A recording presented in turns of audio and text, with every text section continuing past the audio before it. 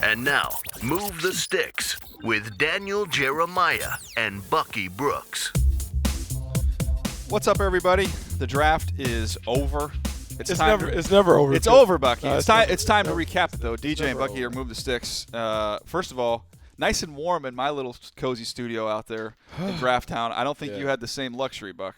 Ridiculous how cold it was. It was cold. It was rainy. It was loud because you had the fans out there. I know there were a lot of comments about voice and stuff like that, but, you do what you do. But it was a lot of fun. I mean, I think it's always fun and exciting because the first round was really exciting for a number of reasons. So it was a good experience. I'm excited that we did it, and I'm glad that it's over. Before we get started, fellas, go ahead. I got some beef with DJ. Right. It's a Tennessee thing? Yeah. You didn't have any players picked, bro. What do you want I realize that, but still, that was a shot.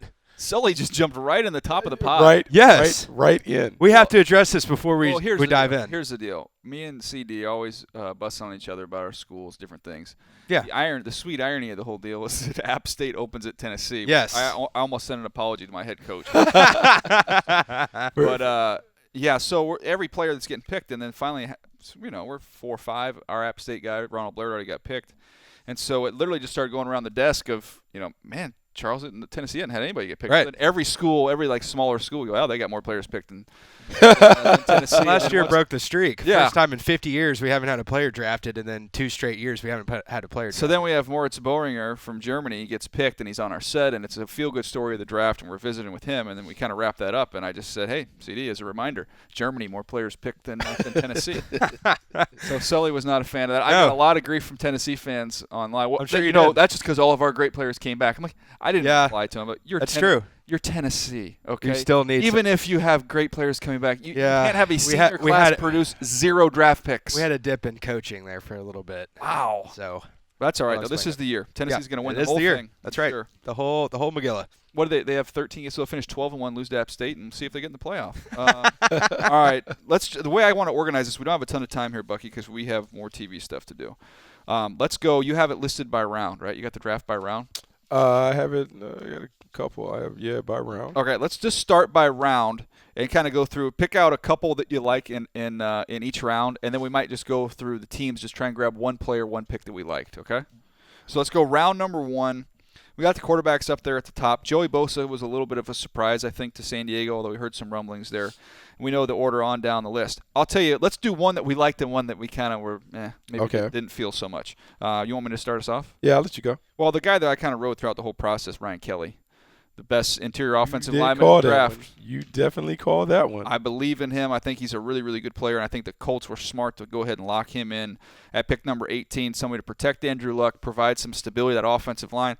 And we'll get to their team in a little bit. They drafted 4 offensive linemen. So they finally addressed that, and I think they got that taken care of. I like the Ryan Kelly pick. I'm going to go higher. I'm going to go in the top 5. I'm going to go Ezekiel Elliott to the Cowboys. Okay. And I think just from a philosophical standpoint, there's been a lot of conversation about running backs and whether running backs are worthy of going off the board in the top 5. I think in this case, it absolutely works. I felt like he was a special player.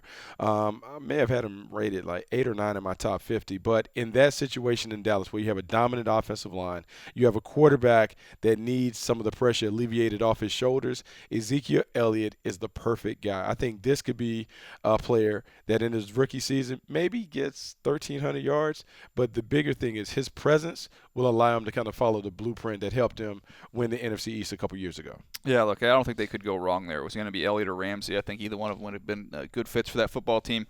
One that I didn't like, and I like the overall draft philosophy and the haul that the Tennessee Titans got, and I like Jack Conklin as a player. I think I had him, somewhere the teens, somewhere around there, maybe 20.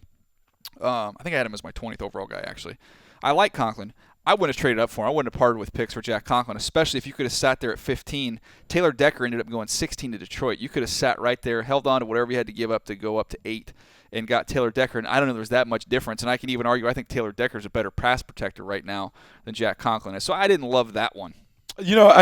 It's one of those things because when they moved up, I was wondering who they were. I thought it'd be Tunsil. But I can understand the logic if the logic is Taylor Lewan is our left tackle. We want to go and get the best guy that can transition into a right tackle. Conklin certainly is that guy.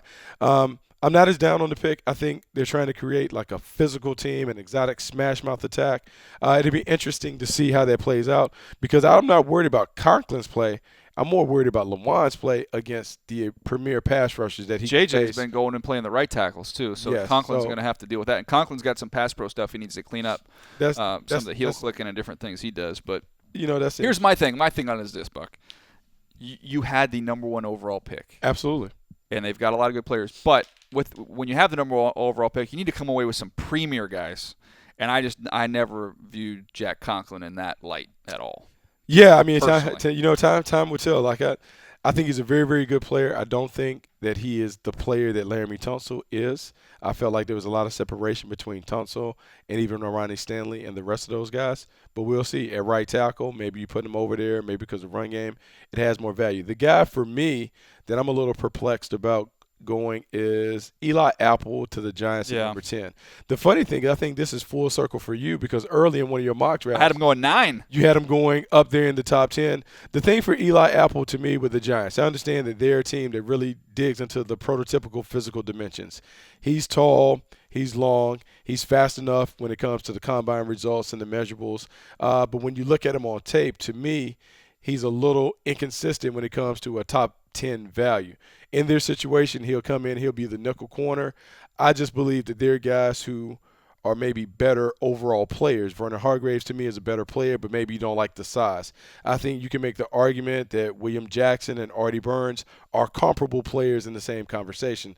For me, a top 10 pick is someone who should be almost like a transcendent talent, a guy that in every draft class we're saying he's one of the top 2 corners, and I just don't see Eli Apple in that vein. Can I give you just my quick take on this? We'll move to the second round because we've got to keep rolling here. You've been in the room when this has happened, and I think this is what happened in this instance. Remember, Leonard Floyd, the Bears trade up right in front of him and take their guy, Leonard Floyd. I really believe they would have taken Leonard Floyd, and then once he's gone, that's a doomsday. Scrambling. It's a doomsday. You're like, scrambling. Oh, man, we just got wiped. Yeah, and I think that's a little bit of a scramble. You're scrambling. You have 15 minutes. You're trying to figure out. You're looking at the board. You're trying to see what's going on. You can't take the Tunsil thing because it's a cloud. So I can't see the last-minute situation kind of forcing that. All right, one I like in the second round. Let's move on to the second round. I love Hunter Henry to the Chargers. I've been kind of beating on the Chargers, and I was beating on them at number 3 saying, hey, do something to help out Phillip Rivers. And at that time, I'm saying, okay, Laramie Tunsil is a big upgrade for you on the offensive line. At least you're doing something to help your quarterback. They went ahead and went Joey Bosa. I don't hate it. I like Joey Bosa as a player. But Hunter Henry gives him a big-time weapon to work the middle of the field. You've got Keenan Allen who can do some of that dirty work. Now you've got Hunter Henry with Antonio Gates getting up there in age. You lose the other tight end, Ladarius Green, to the Pittsburgh Steelers in the offseason. I liked Hunter Henry. I think he'll have a productive year 1 here. I thought he was clearly the top tight end in this draft. It's a good pick. It's a good pick because I think you get him right where he should be. I think I had him rated at 35 or 36 on my list. I believe he's top or second round value, a guy that can come in and replace Antonio Gates. It ends up working out very, very well for the San Diego Chargers. So that is a nice pick. For me, it's kind of like being a parent. So sometimes you have to criticize harshly, but then you got to love them up. So I'm going to go right back to the Giants, and I'm going to talk about Sterling Shepard. Okay. Sterling Shepard is a great fit in this offense because this offense is really a dink and dunk offense, an offense that really relies on slants and quick throws to the receivers, and you depend on the receiver to make plays after the catch. He is one of the best route runners in the draft. Initially, I was worried a little bit about his size, but in this situation, he is a nice complement or replacement to Victor Cruz. And if Victor Cruz comes back with Odell Beckham and Sterling Shepard, you have versatility because I think you can mix and match all of these guys and kind of put them in. We saw what the Packers have been able to do with a number of receivers. The Giants are trying to follow that model. Sterling Shepard gives them an opportunity to do that. I like Sterling Shepard. All right, one that I don't like, I was never a big Christian Hackenberg fan. And I thought, okay, this is a project, 3rd, 4th round. I get it. I can get on board with that. You're the Jets. You've done this. You've taken these second-tier guys so many times, right? They've done it with Geno, right? Then they've done it with Bryce Petty. Yes. Now you've done it here with Hackenberg. None of them are going to be good enough, Bucky. So to me, I look at all the other players they could have got in that spot there to help their football team. I would have rather had some of those other quarterbacks later on in the draft and use this pick in round number 2. Man, that was too rich for me. Yeah, I mean that's definitely a little rich. It's funny because I'm looking through the rest of these. There are not many that I don't like. Did you like Jihad Ward there? That was a little bit early for me. It's a little early, Going to but the Raiders at 44. But when I'm looking at the pool of talent that was available, maybe they're saying we need to grab a guy. I mean, Maybe he moves inside. Maybe he plays outside. I'm okay with it. I think for me, the one that may be a question would be Carolina Panthers taking James Bradbury. Oh, I like James Bradbury. Now, I like James Bradbury, but I think what you're doing, and I actually like the Panthers draft overall because they took 3 corners, 3 long corners With that ball can skills. play ball skills. And to me, what it is the perfect scheme fit type pick. However, just because of the Sanford thing, like David Gettleman making issues, you replace Josh Norman. It's just a lot of pressure on a guy making that transition. Can he make that transition quickly? Because it took Josh Norman a while to go from Coastal Carolina to being able to be a legitimate starter in the league. All right, we get into round 3. There's a lot of picks in here that I like, so just trying to pick out one is difficult. I'll tell you what, the one that I like the most. I love Javon Hargrave to Pittsburgh. That's a really good pick. I'm a big Javon Hargrave. But I'm going to go down to the bottom here. I'm going to go Denver, last pick of the 3rd round, Justin Simmons, a safety with size. It's hard to find high safeties anymore. There's all these box safeties, or you get your high safety, you have to sacrifice size. He gives you some size, but he also has that range and ball skills there. I think he's going to be a solid starting safety in the league. They got him in the last pick of the 3rd round. Good job by the Broncos. No, I think that's another good. That's another good pick. For me, the Miami Dolphins taking Kenyon Drake. Mm-hmm. This is a team that is looking for a running back. They're trying to figure out how to go and get it done. Lamar Miller's gone. And Kenyon Drake, to me, I think the big thing that you have to look at when you look at Alabama running backs, despite his injury issues, Kenyon Drake was always in the rotation no matter who the other starting running back was. He's a guy that can run it. He also catches the ball out the backfield and brings return skills. He should be a nice complementary rotation guy in that offense. All right, let's just stay positive now because we're going to be up against the clock, so we can kind of get to these rounds. Hold on. I can't let it go. You want to hit one on the 3rd? I can't let it go. I just want to have the conversation because you brought this up. You had heard this intel before. 3rd round quarterback, USC, Cody Kessler. Oh, there you go. Yeah. Going to the Cleveland Browns. Give me your thoughts overall on Kessler. Wow, we talked about it on here that I had heard rumblings that he could be in the 2nd round mix for the Cleveland Browns. So that one to me, it wasn't personally a shock that they did it the 3rd. I don't think it was the right move. I mean, he would have been way down the list for me, and I like Cody Kessler as a kid. He's really smart. He's a great kid. Tell me what your concerns are. My concerns are him in that division, being able to play. It's really, really kind of power football. And you can point to Andy Dalton as the one guy that's that undersized quarterback in that division. But Andy Dalton's got a strong arm. Andy Dalton can get himself away from the trouble you're going to find yourself in this division. I don't think Cody Kessler really brings both those things to the table. I don't think he's going to be able to extend plays. I think he's going to struggle cutting through the wind and the weather you're going to play at in the AFC North. And physically, I think he's going to take a beating in there. So I just – look, they've tried this before. We've seen a Colt McCoy go in there as that undersized kind of guy. Yeah. It's not going to work. This is a division for big, powerful guys, and I just don't think he really cuts the mold there in this division. If he would have gone to, say, I know the Rams took off, but if he would have gone to a team in this division, Arizona, say if he would have gone even to Arizona, West Coast team in the 5th round, 6th round, and you're going to wait, take some time, and maybe he could be a guy. But I don't get it. And we'll get to the Browns. I don't want to shoot all my bullets on the Browns right now, so that's my take. No, the thing is, I like Cody Kessler as a kid. I love his aptitude and competitiveness. I do think the issues that you bring up, like in terms of the arm strength, I think that could be a concern. But look, Bucky, I know he's my guy, right? But if I told you before the draft, you can take a 3rd and have Cody Kessler or a 6th and have Brandon Allen. I get it. I get what you're saying. Come on, man. All right, let's move on. Let's go positive, though. Let's go 4th round. Pick that you really liked in the 4th round. I'll start us off. I'll go New England Patriots, Malcolm Mitchell. I did not love the Patriots draft, and there's a lot of times when the Patriots draft, I think they just give up opportunity after opportunity to get good players, and I scratch my head. But Malcolm Mitchell, to me, out of Georgia, I think he's a really good route runner. He can play inside. He can play outside. I thought he was a little bit undervalued, and I thought that was a good pick for him there in the 4th round. He is a good pick. I was tipped off to Malcolm Mitchell a couple years ago. I had a scout tell me that this guy is a guy that had first-round talent. I want to say he made a conversion from he was a defensive back to move to wide receiver. Super talented, and when you look at the Patriots' history, they typically like these versatile, hybrid, two-phase players. I like that pick. I'm going to go further in the 4th round. I'm going to say Devontae Booker going to the Denver Broncos. I love that pick. The big thing in scouting is scheme fit, finding guys that perfectly meld to a scheme. He is a nice fit in Denver's system. When I looked at him on tape, he reminded me of Arian Foster, and I don't think it's a coincidence that Gary Kubiak goes and gets him because we saw the success that Foster had. Smooth runner, smooth pass catcher out the backfield. I think Devontae Booker could be a star in Denver. See if you back me up on this, because I said on TV, and some Bronco fans took issue with it. I said, oh, he's already the most talented runner on their roster. Absolutely. I didn't think that was that much Upgrade. of a bold statement. We had just won a Super Bowl with C.J. Anderson. I'm like, that's this fine. is a better football player. Much better football player than C.J. Anderson and Ronnie Hillman. All right, let's move on now to the next round. Round number 5, scrolling through here, find one that I really, really like. One that was interesting to me was Cole Toner, the tackle from Harvard, going to Arizona, because you had the issues last year with a player that I really liked, DJ Humphries. But, the development was slow. It took some time. I think mentally there were some issues there, the hurdles.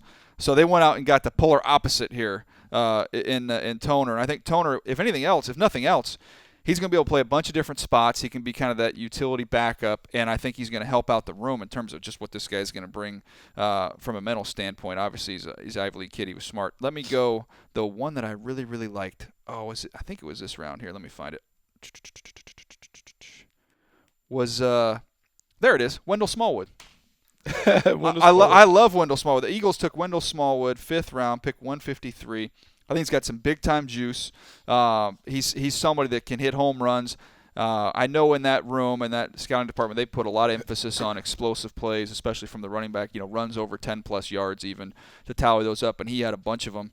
To me, catch the ball out of the backfield, runs hard. I like that pick. I think at that point in the draft, it was good value. No, for me, I'm going to go to the Baltimore Ravens, your former squad, and I'm going to go with Matt Judon from Grand Valley State. Mm-hmm. And part of the reason I think this is a good pick for them is they're trying to really accumulate enough pass rushes where they can really get after the quarterback in that division. I think this is a guy, you talk about a small school guy who has a lot of production on tape. You see it when you watch the tape, the numbers. And I'm just a believer that sometimes those numbers translate.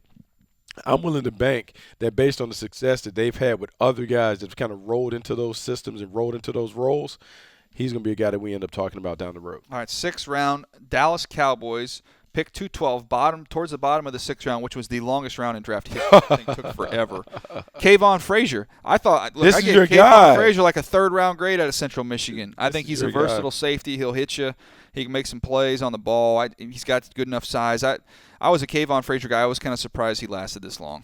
It's funny because we all end up falling in love with our guys. And my guy right now is the Buffalo Bills pick at 192, Kobe Listenby. There you go. From TCU. Talk about top speed. Yeah, this is a draft that we didn't have a lot of speedy receivers. He's one of the best and fastest on the board. I like his vertical ability. I like the way you can position him in that wide receiver core to really take the top off the defense. As either the 3rd or 4th receiver, he should alleviate some of the coverage on Sammy Watkins. He could be a home run hitter in that offense. And overall, I like what the Buffalo Bills did, but I really like what they were able to do on offense because you get Listenby, and then the round before you go get Jonathan Williams and 12 gauge in the 4th round. I like what they did on day 3. All right, round number 7, and then we're going to just whip through these teams here. I have no choice but to go with my guy Daniel Braverman.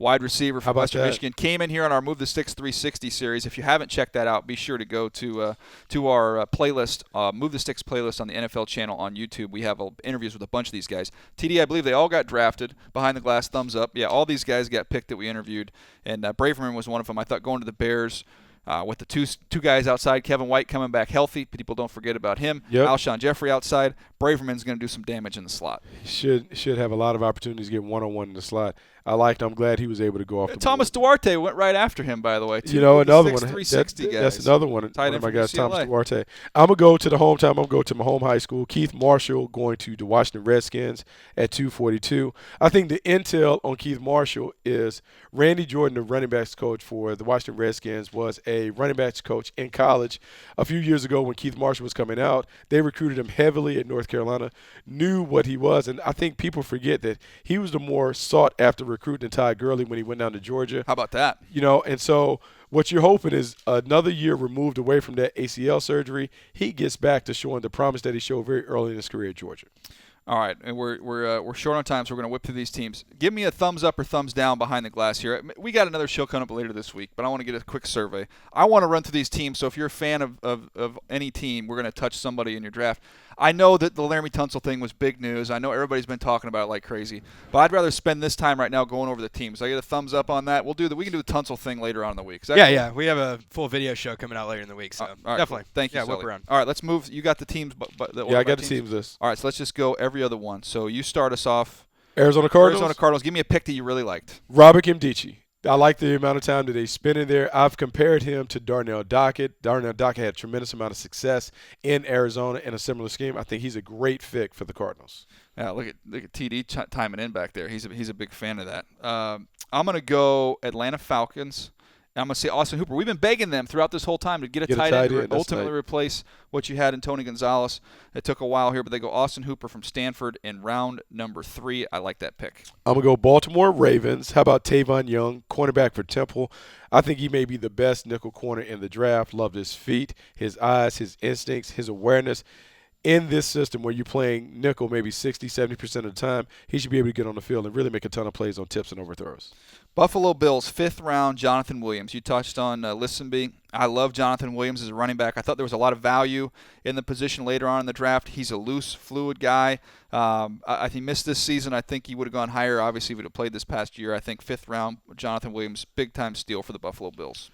I'm going to go Carolina Panthers. I'm going to go with their last pick, 7th round, 252nd pick. How about Bo Sandlin from Montana State?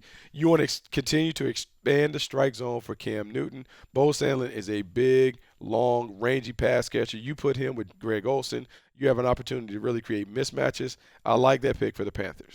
All right, Chicago Bears. Leonard Floyd goes early, but they end up getting Jonathan Bullard in the 3rd round out of Florida, and I think he's a defensive end, can rush inside as well. I think when you get in sub packages now, they're going to be able to get after quarterbacks. You can line him up next to Leonard Floyd, and Bullard is going to beat up on some guards inside. I like what he brings to the table. I like that pick as well. Cincinnati Bengals. How about Tyler Boyd? I think he's a nice compliment to A.J. Green. You don't necessarily get faster, but you get a proven route runner, a dependable pass catcher. He and A.J. Green should work nicely off one another with Tyler Eifert. I like that selection for the Bengals. Yeah, he's one of the guys on our 360 series as well. All right, Cleveland Browns. I'm going to say their very first pick. They had a million picks, but Corey Coleman, to me, I thought he was the best wide receiver in the draft. We've been begging this team to address the wide receiver position. They finally did it. Can't say that I love all their other selections. I think you get some size and physicality with Jordan Payton. I thought that was good value later on down the line. But to me, the big one they got there was the first one, Corey Coleman. For the Dallas Cowboys, I'm going to bypass Ezekiel Elliott, but I'm going to go to their next pick, Jalen Smith. And the reason I'm saying Jalen Smith is because this is a great job of using your resources. The team surgeon was able to operate on Jalen Smith after the thing, so they're able to really get concrete information on his prognosis. If he returns and becomes the player that we saw him for most of his career at Notre Dame, you're talking about getting 2 top 5 talents in Ezekiel Elliott and Jalen Smith. Man, I'm looking at the Denver Broncos. I love what they did. Paxton Lynch, I thought where they got him was fine, and they'll have a chance to make him a long-term guy. Then you look down, Justin Simmons, who we talked about, Devontae Booker, who we talked about, Connor McGovern from Missouri, going to be a good interior offensive lineman. But I'm going to go their 2nd-round pick, a guy that I love throughout the process, Adam Gotsis from Georgia Tech, another one coming off of a knee injury. Reminded me, ironically, of Derek Wolfe. Ends up going to play with Derek Wolfe. Nice pick. I'm going to go with the Detroit Lions. 4th round, Miles Killebrew from Southern Utah. I think this is the right value. I know there was a lot of conversation about him being maybe an early guy early in the process. 4th round, day 3 is the perfect spot. I think he can drop in the box, and he is a vicious hitter. On the coverage, I talked about how he knocked the taste out of your mouth. I think you want that kind of presence in the middle of the field. Green Bay Packers, again, some interesting picks, but I'm going to go 4th rounder, Blake Martinez. Not ultra-athletic linebacker out of Stanford, but somebody that's instinctive and that I think could be kind of a linchpin for this football team because it will allow them to move Clay Matthews outside permanently, and Blake Martinez can handle the load inside. Very productive inside linebacker. Like that. Houston Texans, how about Tyler Ervin from San Jose State? Bill O'Brien was really committed to adding speed to that offense. We saw it in Will Fuller. We saw it in Braxton Miller. But Tyler Ervin is a guy that can really impact them, not only as a running back at the backfield, but in the return game. I like what he brings to the table. He should be a good player for them. All right, we're going to go lightning round here. We're almost out of time. Indianapolis Colts, Trevor Bates, 7th-round sleeper out of Maine, was a big fan. Who you got, Bucky? I'm going to go Sheldon Day, 4th round for the Jacksonville Jaguars. All right, now we get to Kansas City Chiefs, and I'm going to give them DJ White, the corner from Georgia Tech, in the 6th round. I would have taken him in the 3rd. LA Rams, Pharaoh Cooper, because you're building this offense around Jared Goff. I think these guys are catch and run playmakers. I like what he brings. Miami Dolphins, their first pick, the best player in the draft, Laramie Tunsil, which we will discuss on our next episode. Minnesota Vikings, Kentrell Brothers, very productive inside linebacker, should be a nice fit in the middle. New England Patriots, I already touched on Malcolm Mitchell, but I'm going to go Joe Tooney, third-round pick from North Carolina State, can play tackle, can play guard. How about Von Bell for the New Orleans Saints, second-round pick, had him on the 360 series. Smart, instinctive, should be good in the middle of the field. New York Giants, B.J. Goodson in the fourth-round, linebacker from Clemson, can play inside out. We had their head coach Dabo Swinney on before the draft and went out of his way to praise B.J. Goodson. New York Jets, seventh-round pick, Sharon Peake. I don't understand why he was sitting there so low. I think he's a guy with tremendous upside. I look for him to kind of have the kind of impact that Martavis Bryant was able to have for the Pittsburgh Steelers. Oakland Raiders, it was a little bit early, but Carl Joseph there in round number 1. He is a big-time hitter and a playmaker at the third level of the defense. Philadelphia Eagles, how about Jalen Mills? Safety from LSU comes in, will compete, gets in the middle of the field, also has some value as a former corner. Pittsburgh, I mentioned it, round 3, Javon Hargrave, South Carolina State, almost, I think, 30 sacks over the last 2 years. If he was a Division I player, might have gone in the first round. San Diego Chargers, Josh Perry, playing inside linebacker. You're not comfortable with Manti Te'o. Bring somebody in that can create a little competition. How about Josh Perry on the inside? San Francisco 49ers, no question. Ronald Blair, App State, fifth-round defensive end. That's an easy one. Seattle Seahawks, I can go with any of their running backs. But how about Alex Collins? I think he was a little undervalued during the process. Put him in, let him be a workhorse running back. I think he has some value in the fifth round. People knocked it, but Tampa Bay, Roberto Aguayo, the Love best the kicker pick to come out in a long time. He will have a direct impact on more games than just about any other rookie in this draft class. Love the pick. Tennessee Titans, how about Derrick Henry? Derrick Henry, downhill whammer. Reminds me of Eddie George. Goes to Eddie George's former team. Washington Redskins surprised us in the first round with Josh Doctson. I'm a big fan of that one, and in fact, I will make that my favorite pick of the Washington Redskins. How about Sua Cravens wearing Sean Taylor's 36 old number? That's a big. How about that speed round, boys? That was impressive, fellas. You like that? that? Was impressive. I like that. That was quick hitter. Boom. One comment. You guys have been doing a great job. I got to give you a round of applause. Thank you, How about that? Silly. And Yeah, I apologize. I apologize to your volunteers. Yeah, that's okay. It's okay. We've got to run. We've got to run and do some TV. We're going to have a video show, a new video episode of Move the Six coming out Wednesday. So be on the lookout for that. And again, if you've missed any of our Move the Six 360 series, see if these guys landed with your favorite team. You'll learn a little bit more about them, including the German wide receiver Moritz Boehringer, who, by the way, I tried to give him the nickname Mobo. I've been told that's not going to stick. He's not a big fan. But okay, so stick with Mo. So I'm getting in my ear that this is an audio-only show, but we'll also be on YouTube, so you can check out some of this stuff. Yeah, be sure to check us out. I'm DJ. He's Bucky. We'll see you later this week.